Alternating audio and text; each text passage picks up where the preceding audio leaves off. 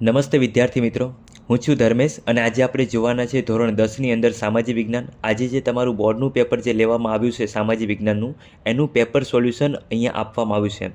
અહીંયા જે paper solution આપવામાં આવ્યું છે એ પાઠ્યપુસ્તકને અનુસંધાનમાં જ ધ્યાનમાં રાખીને જ લેવામાં આવ્યું છે. એટલે જે પણ પાઠ્યપુસ્તકમાં એનો જવાબ ક્યાં આપવામાં આવ્યો છે એ અહીંયા બધી વિગતવાર માહિતી અહીંયા આપવામાં આવી છે. લાસ્ટ સુધી વિભાગ ડી સુધી નકશાનું પણ એનું પેપર સોલ્યુશન અહીંયા તમને જોવા મળશે. જે બીજા સોલ્યુશન આપે છે એની કરતાં વિશ્વસનીય અને પ્રમાણભૂત, તમને ઓથેન્ટિક જેને આપણે કહી શકાય એવું સોલ્યુશન તમને અહીંયા જોવા મળશે. જો વિદ્યાર્થી મિત્રો તમે મારી ચેનલમાં હાલ જોડાયેલા હોય તો તમે લાઇક કરો, શેર કરો અને સબસ્ક્રાઈબ કરો, જેથી કરીને તમને આવનારા વિડીયોની નોટિફિકેશન તમને મળતી રહે. તો આપણે વધારે વાર ન લગાડતા આપણે આ વિડીયોનું સોલ્યુશન શરૂ કરીએ છીએ.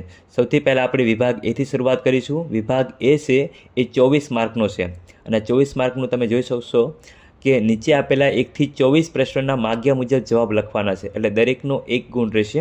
એમાં સૌથી પહેલાં આપણે જોડકા વિશે વાત કરીએ તો વિભાગ એને તમારે વિભાગ બી સાથે જોડવાનો છે. તો સૌથી પહેલાં આપણે વાત કરીએ તો બહુચરાજીનો મેળો, તો એની સામે આવશે મહેસાણા. ત્યાર પછી પંડિત અહોબલે તો સંગીત પારિજાત નામનો એમને ગ્રંથ લખેલો છે. ત્યાર પછી કુદરતનો સફાઈ કામદાર છે તો ગીધ છે. ત્યાર પછી પવન ઉર્જા છે એ લાંભા ખાતે જોવા મળશે. ત્યાર પછી પૃથ્વી પરિષદ એ સ્ટોકહોમ ખાતે જોવા આપણને મળશે. તો આ રીતે 5 માર્કના તમારા જોડકાઓ પૂછવામાં આવ્યા હતા. ત્યાર પછી આપણે આગળ ચાલીએ છીએ. નીચેના જે વિધાનો છે ખરા છે કે ખોટા તે જણાવો. કુલ 5 માર્કના અહીંયા પૂછવામાં આવ્યા હતા. એમાં સૌથી પહેલાં આપણે છઠ્ઠું જોઈએ. તત્વજ્ઞાનથી ભરપૂર એવા સાહિત્યને આરણ્યકો કહે છે. જો અહીંયા આપણને અરણ્યકો લખ્યું છે, ખરેખર આમ જોવા જઈએ તો આરણ્યકો આવે છે, બરાબર. તો આ વિધાન સાચું રહેશે. ત્યાર પછી બીજો પ્રશ્ન જોઈએ. જૂનાગઢમાં 4 ગુફા સમુંડ આવેલા છે. જો અહીંયા સમુંડ નહીં આવે, સમૂહ આવેલા છે એવું આવશે. ઓકે, એટલે મતલબ 7માની અંદર આ વિધાન છે આપણને ખોટું જોવા મળશે.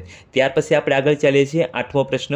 સરકારે આવશ્યક ચીજવસ્તુઓ માટેનો ધારો 1977માં અમલમાં મૂક્યો. આ વિધાન ખોટું છે. કેમ? કારણ કે 1955ની અંદર એ અમલમાં મૂકવામાં આવ્યો હતો. ચલો, ત્યાર પછી આપણે આગળ ચાલીએ છીએ. 9મો પ્રશ્ન. સરસ્વતી સબલા યોજના અન્વયે કન્યાઓને વિના મૂલ્યે સાયકલ આપવામાં આવે છે. તો આ વિધાન ખોટું છે. કારણ કે તમે જો અહીંયા સરસ્વતી સબલા યોજના નથી, સરસ્વતી સાધના યોજના છે. તો આ ખાસ આપણે ધ્યાન રાખીશું. જો આ રીતે તમે ઉતાવળ કરવા જઈશો તો તમે ખોટાનું સાચું અને સાચાનું ખોટું કરીને આવશો. એટલે 9મો જે પ્રશ્ન છે એ ખોટો આવશે. ત્યાર પછી આપણે આગળ ચાલીએ. 10મો પ્રશ્ન. બંધારણની કલમ 17 અન્વયે અસ્પૃશ્યતા નાબૂદ કરવામાં આવી છે. તો આ વિધાન સાચું રહેશે. ત્યાર પછી આપણે આગળ ચાલીએ છીએ. ખાલી જગ્યાઓ આપણે જોઈએ. નીચે આપેલી ખાલી જગ્યામાં યોગ્ય વિકલ્પો પસંદ કરીને ખાલી જગ્યા પૂરું. 11મી ખાલી જગ્યા જોઈએ. રાષ્ટ્રીય માનવ સંગ્રહાલય ખાલી જગ્યા શહેરમાં આવેલું છે. તો ભોપાલ, મધ્યપ્રદેશની અંદર ભોપાલ આવેલું છે. તો આ શહેરની અંદર આપણને માનવ સંગ્રહાલય જોવા મળશે. ત્યાર પછી આપણે આગળ ચાલીએ. 12મો પ્રશ્ન, 12મી ખાલી જગ્યા. ખાલી જગ્યામાં ભારત સરકારે ભારતીય વન્યજીવો માટેની બોર્ડની રચના કરી. તો ઈસવીસન 1952ની અંદર. ઓકે, ત્યાર પછી આપણે 13મો પ્રશ્ન જોઈએ. પુષ્ટિય જળનો મુખ્ય સ્ત્રોત નદીઓ છે. જો અહીંયા પુષ્ટિની જગ્યા પર વૃષ્ટિ આપેલું હોત તો શું આવે? તો વરસાદ આવે, બરાબર. તો અહીંયા પુષ્ટિ આપેલું છે એટલા માટે એનો જવાબ નદીઓ આવશે. ત્યાર પછી આપણે આગળ ચાલીએ છીએ. 14મી ખાલી જગ્યા. ખાલી જગ્યા નદીમાંથી ગ્રાન્ટ એનિકટ નામે જાણીતી નહેરનું નિર્માણ કરવામાં આવ્યું. કાવેરી, એનો જવાબ આવશે ઓપ્શન બી. ત્યાર પછી 15મી ખાલી જગ્યા જોઈએ. એક્સપ્રેસ હાઈવેને ખાલી જગ્યા માર્ગ પણ કહેવાય છે. તો દ્રુત ગતિ માર્ગ. ઓકે, અહીંયા જે આપણને 3 ઓપ્શન આપવામાં આવે છે એમાંથી પહેલો ઓપ્શન રહેશે દ્રુત ગતિ માર્ગ. ત્યાર પછી આપણે આગળ ચાલીએ છીએ.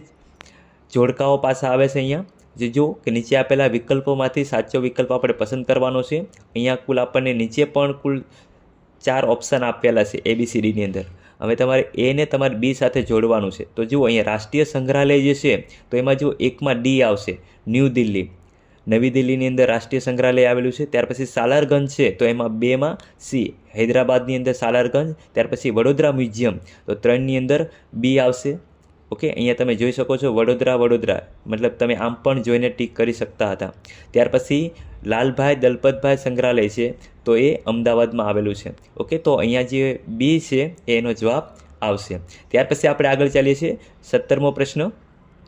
નીચેની બહુહેતુક યોજનાઓને તેમના સ્થાનના આધારે દક્ષિણ દિશાથી, જો અહીંયા ખાસ ધ્યાન આપજો, દક્ષિણ દિશાથી ઉત્તર દિશા તરફ ગોઠવતા કયો ક્રમ સાચો જણાય છે? તો જુઓ, સૌથી પહેલાં નાગાર્જુન સાગર કૃષ્ણા નદી ઉપર બાંધવામાં આવેલો જે બંધ છે એ નાગાર્જુન સાગર છે. ઓકે, એની ઉપર તમે જોશો તો નર્મદા આપણે ગુજરાતમાંથી પસાર થઈને પછી સમુદ્રને મળી જાય છે. ઓકે, એની ઉપર ચંબલ, પછી ભાખરા નાંગલ સતલુજ નદી ઉપર બાંધવામાં આવેલો જે બંધ છે એ ભાખરા નાંગલ બંધ આપણને જોવા મળશે.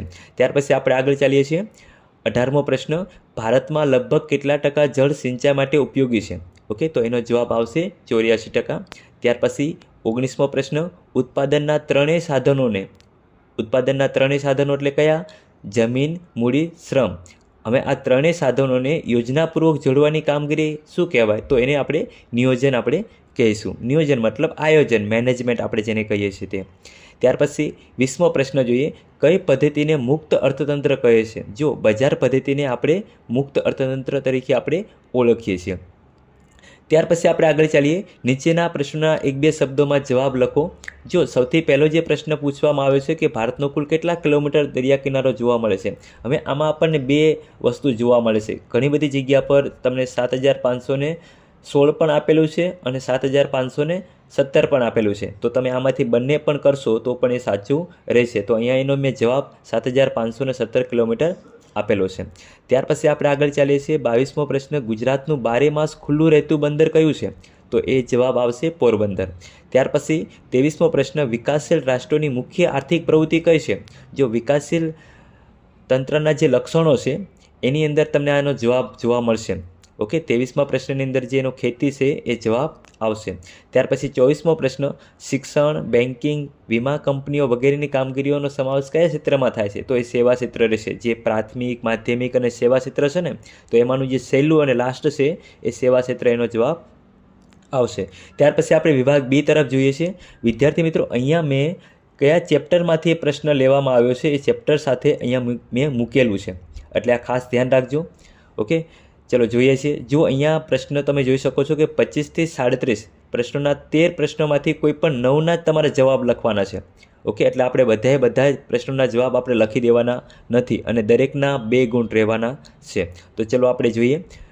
25મો પ્રશ્ન હતો, ગુજરાતમાં ઉજવાતા ઉત્સવોની માહિતી આપો. ચેપ્ટર નંબર 2માંથી લેવામાં આવ્યો છે. જો અહીંયા ઘણા બધા વિદ્યાર્થીઓ કન્ફ્યુઝ થઈ ગયા છે કે આપણે કયા ઉત્સવ વિશે માહિતી લખીએ, પણ આમ આપણે જોવા જઈએ તો ચેપ્ટર 2ની અંદર ગરબા વિશે અહીંયા આપણને માહિતી આપવામાં આવી છે. ગરબા છે, નવરાત્રિના સમયે જે વસ્તુ આપણે ઉજવીએ છીએ, બસ આના વિશે લખશો એટલે તમને જે પૂરતા 2 માર્ક મળી જશે. ઓકે, આપણે ગુજરાતમાં તો ઘણા બધા ઉત્સવો ઉજવાય છે, પણ આપણે બધું લખવા જવાનું નથી. ગરબા વિશે લખશો તો પણ એનો જવાબ તમને સાચો મળી જશે. ચલો, ત્યાર પછી આપણે આગળ જોઈએ છીએ 26મો પ્રશ્ન. 26મા પ્રશ્ન તરફ આગળ વધીએ છીએ આપણે. ભારતમાં એક સમન્વયી સંસ્કૃતિનું સર્જન થયું છે, આ વિધાન સમજાવો. જો આના વિશે સમજૂતી આપણે આપવાની છે તો બધા ધર્મો, જાતિઓ અને પ્રજા પ્રત્યે સમભાવ એ ભારતીય સંસ્કૃતિનું આગવું લક્ષણ છે. આથી કોઈપણ ધર્મ પાળતી પ્રજા કે જાતિ માટે ભારતીય મૈત્રીના દ્વાર ખુલ્લા રાખીને સૌને આવકાર્યા છે. ઓકે, ભારતીય સંસ્કૃતિનો દેહ હિન્દુ, બૌદ્ધ, જૈન, શીખ, મુસ્લિમ, પારસી, ખ્રિસ્તી વગેરે પ્રજાની સંસ્કૃતિના સુભગ સમન્વયથી ઘડાયો છે. ભારતીય સંસ્કૃતિમાં જગતની ભિન્ન ભિન્ન પ્રજાના સાંસ્કૃતિક તત્વોનું સંયોજન જોવા મળે છે. પરિણામે ભારતીય સંસ્કૃતિનું સમન્વય તીર્થ બન્યું છે. મતલબ અહીંયા તમે જો કે બધું જ આપણા ભારત દેશની અંદર ભેગું થયું છે. બધા અલગ અલગ ધર્મ, જ્ઞાતિના બધા લોકોની વાત અહીંયા આવે છે. તો એ બધી વસ્તુ અહીંયા તમારે દર્શાવવાની છે. એટલે આપણે કહી શકીએ કે સમન્વય સંસ્કૃતિનું સર્જન થયું છે, એમ આપણે કહી શકીએ. ત્યાર પછી આપણે આગળ ચાલીએ છીએ. 27મો પ્રશ્ન, કથકલી નૃત્ય વિશે માહિતી આપો. પાઠ નંબર 2ની અંદર આપણને અલગ અલગ નૃત્યો આપવામાં આવ્યા છે. એમાંનું જે એક પ્રચલિત જે નૃત્ય છે એ કથકલી નૃત્ય છે. આપણે જાણીએ છીએ એમ કથકલી જે નૃત્ય છે કેરળ રાજ્યનું પ્રચલિત નૃત્ય છે. ઓકે, તો કથકલી શબ્દ પૌરાણિક મહાકાવ્યો, મહાભારતના પ્રસંગો અને સંસ્કૃત મલયાલમ મિશ્રિત નાટકો પાછળથી કથકલી કહેવાયા. કથકલીની વેશભૂષા ઘેરદાર સુંદર કપડાવાળી હોય છે અને તેના પાત્રોને ઓળખવા માટે તેમના ચહેરા ઉપરના વિશિષ્ટ ચિત્રામણને સમજવું પડે છે. આ નૃત્યમાં નટ કલાત્મક મુકુટ ધારણ કરી રજૂઆત સમયે એક જ તેલના દીવાના તેજથી પ્રકાશિત રંગમંચ પર પડદા પાછળ આવીને પોતાની સંગીતમય ઓળખ આપી ત્રણેય લોકોના પાત્રોના ચહેરાના હાવભાવ અને હસ્તમુખતાથી સજીવ કરે છે. ઓકે, તો કેરળની અંદર જે પણ આ નૃત્ય પ્રચલિત બન્યું છે એમાંના જે કેટલાક જે વ્યક્તિઓ છે જેનો ફાળો પણ અગ્રીમ અહીંયા આપણને જોવા મળે છે, તો આ વસ્તુ પણ તમારે આવી રીતે તમારે દર્શાવવાની રહેશે. પાઠ નંબર 2ની અંદર આપણને જે અલગ અલગ જે નૃત્યો આપવામાં આવે છે એમાંનું એક નૃત્ય એટલે કથકલી નૃત્ય. ચલો આપણે આગળ ચાલીએ છીએ 28મા પ્રશ્ન તરફ. 28મો પ્રશ્ન જોવા જઈએ તો રાજસ્થાનનું બિકાનેર જળતર કામ માટે જાણીતું છે, તો આ વિધાન સમજાવો. જો આપણે આમ જળતર કામમાં આપણે જોવા જઈએ પાઠ નંબર 2ની અંદર, તો અહીંયા તમને જોવા મળશે, જુઓ આ સેન્ટેન્સ ક્યાંથી લેવામાં આવ્યું છે એ ધ્યાન આપજો. રાજસ્થાનનું બિકાનેર ઘરેણાના જળતર કામ માટે જાણીતું છે. જો આ જ વસ્તુ અહીંયા મૂકી દીધેલી છે તો તમારે લખવાનું શું? જળતર કામ વિશે જ. ઓકે, અહીંયા જે જળતર કામ વિશે જે આપવામાં આવ્યું છે એ તમારે લખવાનું રહેશે. ત્યાર પછી આપણે આગળ ચાલીએ છીએ 29મો પ્રશ્ન. એલિફન્ટેની ગુફાઓ વિશે નોંધ લખો. હવે જો પાઠ નંબર જે 6 છે એ પાઠ નંબર 6માંથી આપણને જે એલિફન્ટાની જે ગુફા આપવામાં આવી છે એના વિશે તમારે લખવાનું છે. તો જો પાના નંબર 43 ઉપર તમને આ જે એલિફન્ટાની જે ગુફાઓ છે એ તમને મળી જશે. ઓકે, મહારાષ્ટ્રની અંદર આમ જોવા જઈએ તો ત્રણેય મહારાષ્ટ્રમાં આવેલી છે. આ એલિફન્ટાની ગુફાઓ વિશે અહીંયા વિગતવાર રીતે માહિતી આપવામાં આવી છે. ત્યાર પછી આપણે આગળનો પ્રશ્ન જોવા જઈએ 30મો પ્રશ્ન. સ્વર્ગના બગીચામાં પવિત્ર દિલોનું સ્વાગત છે, આ વિધાન સમજાવો. જો આમ તમને સીધો પ્રશ્ન નથી પૂછેલો કે તાજમહેલ વિશે લખો, તમે થોડા કન્ફ્યુઝ થઈ જાઓ એટલા માટે અહીંયા થોડોક ટ્વિસ્ટ કરીને પ્રશ્ન અહીંયા મૂકવામાં આવેલો છે. જો આ જે પંક્તિ છે એ તમને તાજમહેલની અંદર અહીંયા તમને જોવા મળશે. જુઓ કે આ ઉક્તિ જે મહેરાબ છે, આ અષ્ટકોણીય મહેરાબ છે, આ મહેરાબ ઉપર તમને જોવા મળશે. જો લખ્યું છે સ્વર્ગના બગીચામાં પવિત્ર દિલોનું સ્વાગત છે, તો દરવાજાની એન્ટર થતી વખતે જ આપણને આ પંક્તિ જોવા મળશે. તો તમારે લખવાનું છે તાજમહેલ વિશે. ઓકે, પાઠ નંબર 6ની અંદર આનો વિગતવાર તમને જવાબ આપવામાં આવ્યો છે. ત્યાર પછી આપણે આગળ ચાલીએ છીએ 31મો પ્રશ્ન. વન્યજીવ સંરક્ષણ માટેના ઉપાયો જણાવો. પાઠ નંબર 9ની અંદર આનો જવાબ આપવામાં આવ્યો છે. 69 નંબરના પેજ ઉપર તમને આનો જવાબ મળી જશે. જુઓ કે વન્યજીવ સંરક્ષણ માટેના કેટલાક ઉપાયો છે એ નીચે તમે જોઈ શકશો. આ રીતે તમને એના જવાબો આપવામાં આવ્યા છે. ત્યાર પછી આપણે આગળ ચાલીએ છીએ 32મો પ્રશ્ન.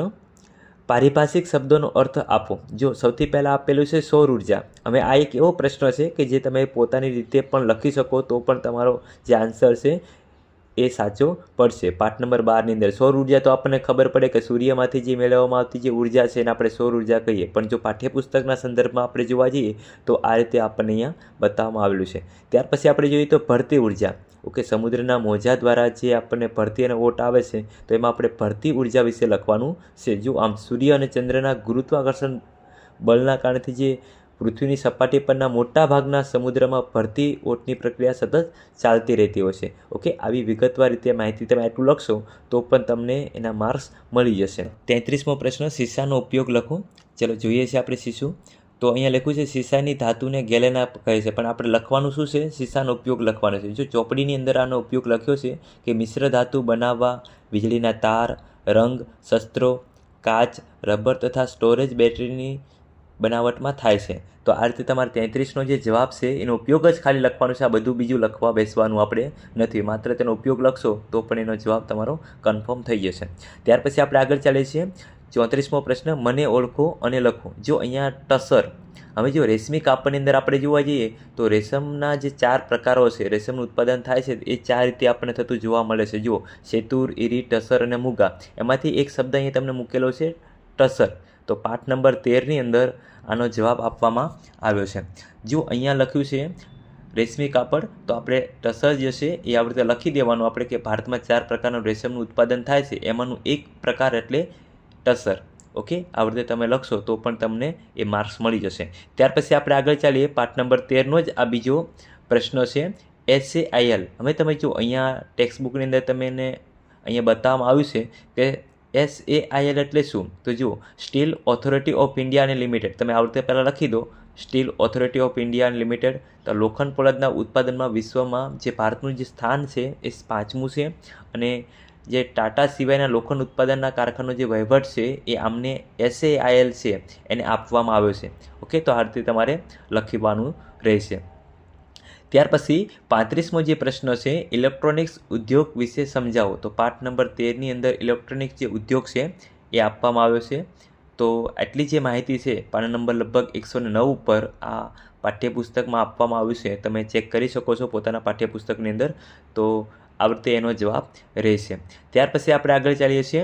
36મો પ્રશ્ન, આતંકવાદની આર્થિક અસરો જણાવો. પાઠ નંબર 20ની અંદર આનો જવાબ આપવામાં આવશે. આતંકવાદની આર્થિક અસરો, જો આટલી આર્થિક અસરો તમને જોવા મળશે.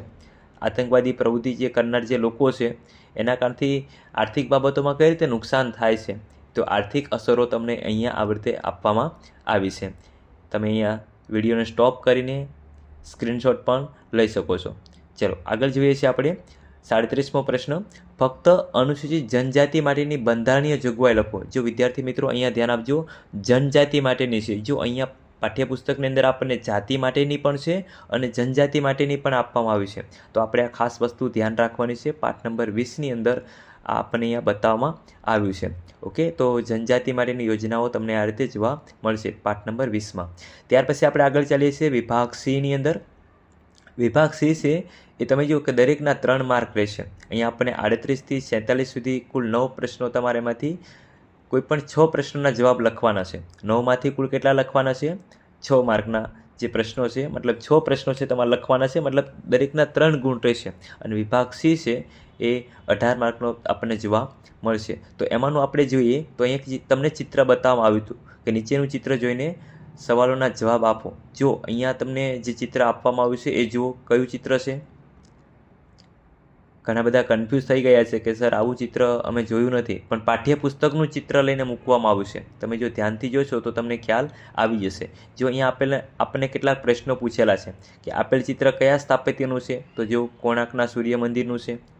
ઓકે, ઓડિશાની અંદર, ઓડિશા રાજ્યની અંદર જે સૂર્ય મંદિર આવેલું છે એનું ચિત્ર અહીંયા આપવામાં આવ્યું છે. તેનું બાંધકામ કયા સ્વરૂપે થયેલું છે, તો આ રથ મંદિરનું એક સ્વરૂપ આપણને જોવા મળશે. ઓકે, રથ મંદિર સ્વરૂપે આપણને આ બાંધકામ થયેલું જોવા મળે છે. એટલું આપણે યાદ રાખવાનું છે કે આ સ્થાપત્ય ક્યાંનું છે? કોણાર્કનું સૂર્ય મંદિર છે. કયા રાજ્યનું છે? તો ઓડિશા રાજ્યનું છે. અને બાંધકામ કયા સ્વરૂપે થયું છે? તો રથ મંદિર સ્વરૂપે આપણને થયેલું જોવા મળશે. ત્યાર પછી આપણે આગળ ચાલીએ છીએ. 39મો પ્રશ્ન, સારનાથના સ્તંભનો પરિચય આપો. જો પાઠ નંબર 3ની અંદર આ જે પ્રશ્ન આપવામાં આવ્યો છે, સારનાથ જે સ્તંભ છે એના વિશે તમારે લખવાનું હતું. તો જુઓ કે સારનાથનો જે સ્તંભ છે, તમે ચોપડીમાં જોઈ શકશો કે આ રીતે તમને એમાં બતાવવામાં આવે છે સારનાથનો સ્તંભ, અને આટલી જે માહિતીઓ છે એ તમારે એની અંદર લખવાની રહેશે. ત્યાર પછી આપણે આગળ ચાલીએ છીએ.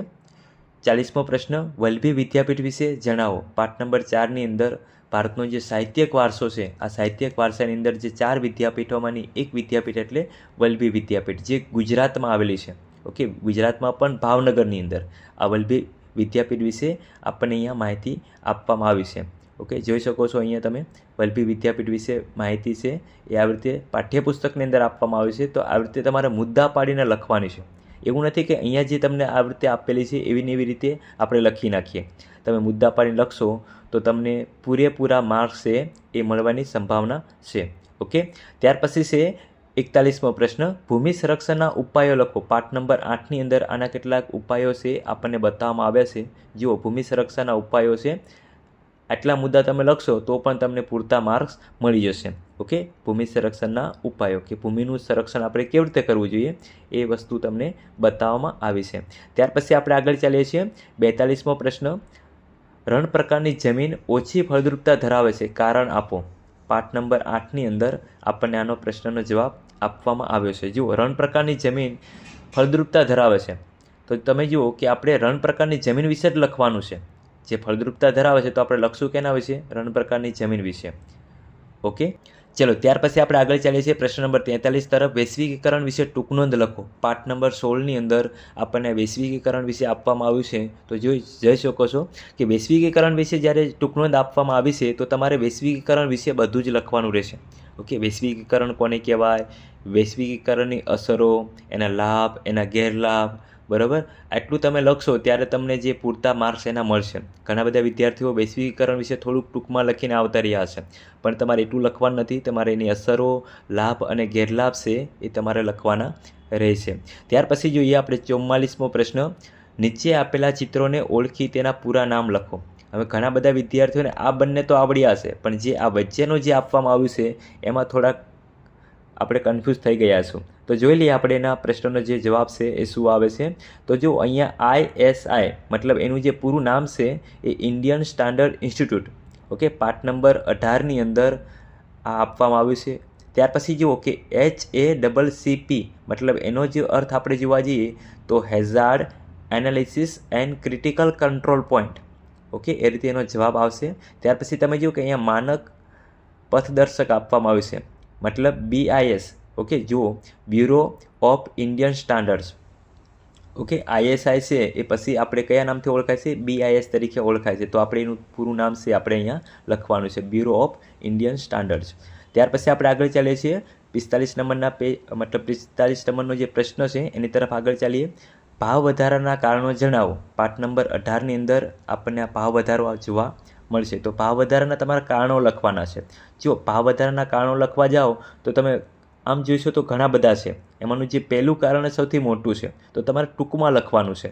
જ્યારે બધા કારણો એકસાથે લખવાના આવે તો તમારે એકસાથે જ્યારે બધા લખો ત્યારે આ ટૂંકમાં લખો તો પણ ચાલશે. ઓકે, તો પહેલું કારણ તમને એટલું મોટું જોવા મળશે. ત્યાર પછી તમે જો વસ્તી વધારો, નિકાસમાં વધારો, કાચા માલની ઊંચી કિંમતે પ્રાપ્તિ, બિન નોંધાયેલ નાણાંનું ચલણ જેને આપણે કાળું નાણું કહીએ છીએ. ત્યાર પછી સરકાર દ્વારા ભાવ વધારો. ઓકે, આવડતે તમારે જે છે એ લખવાના રહેશે. અહીંથી બીજા બે પણ છે પણ અહીંયા લખવામાં આવ્યા નથી. ઓકે, ખાસ તમે ચોપડીની અંદર એને ખાસ જોઈ લેજો. ત્યાર પછી આપણે આગળ ચાલીએ છીએ પ્રશ્ન નંબર 46 તરફ.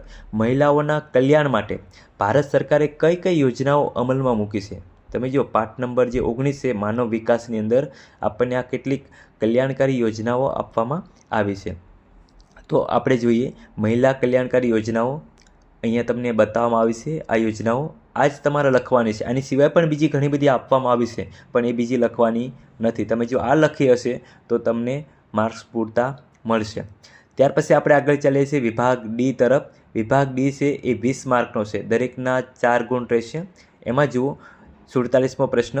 રસાયણશાસ્ત્ર એક પ્રયોગાત્મક વિજ્ઞાન છે, આ વિધાન સમજાવો. હવે આપણે લખવાનું છે રસાયણ વિદ્યા વિશે પણ આ જે સેન્ટેન્સ છે એ અહીંથી લેવામાં આવ્યું છે. જુઓ તમે જો જોતા હોય તો તમને ખ્યાલ હશે રસાયણશાસ્ત્ર એક પ્રયોગાત્મક વિજ્ઞાન છે એટલે તમને ખ્યાલ હશે જ્યારે તમારા ટીચર તમને ભણાવતા હશે ત્યારે કેટલીક અંડરલાઇન કરાવતા હશે કે આ પ્રશ્નનો જવાબ આ રીતે પૂછાઈ શકવાની સંભાવના છે. આપણે SSની અંદર કોઈ પણ પ્રશ્નનો જવાબ સીધો નથી પૂછાતો. ઓકે, થોડોક ટ્વિસ્ટ કરીને અલગ રીતે આપણને પૂછે છે તો આપણે આવી ખાસ વસ્તુ ધ્યાન રાખવાની જ્યારે આપણા ટીચર આપણને કહેતા હોય ત્યારે. તો રસાયણ વિદ્યા છે એક પ્રયોગાત્મક વિજ્ઞાન છે એવું તમારે જ્યારે કીધેલું હોય તો તમારે લખવાનું છે રસાયણ વિદ્યા વિશે. ઓકે, જો અહીંયા તમને આ રીતે રસાયણ વિદ્યા પાઠ્યપુસ્તકમાં આ રીતે આપવામાં આવ્યું છે. ત્યાર પછી આપણે આગળ ચાલીએ છીએ 48મો પ્રશ્ન. વૈદક વિદ્યા અને શલ્ય ચિકિત્સામાં પ્રાચીન ભારતનું જે મહત્ત્વ જણાવો.